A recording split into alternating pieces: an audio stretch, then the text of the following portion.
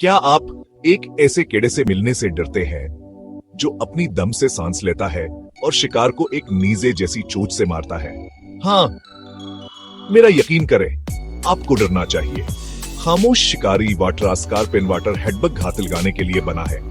यह भाता है, पौधों से चिमटार हता है, बिल्कुल साख्ता का अचिपटा जिस्म छपने वाले रिंगा से सरटों में गायब कर देते हैं। जब कोई भी खबर कीड़ा तीरता है, जब छोटी मीम छले तीरती है, अस्के लंबी शिकारी अगली टांगा एक जाल की तरह बाहर निकलती है और शिकार को फौरन पकड़ लेती है।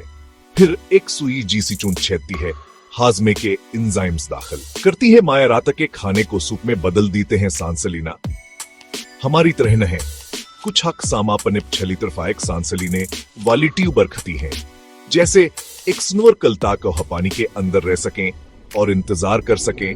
अपने पर्वों के नीचे हवा फंसाते हैं, शाजो नादर हिस्सा पर आते हैं, जवान है सब्र का हकीकी उस्ताद बनाते हैं। साइज आपको धोखे दे सकता है, बेहद से छोटे होते हैं, चंद सेंटीमीटर के, लेकिन मीठे पानी के फूड वेब में एक बड़ा किरदार अदा करते हैं।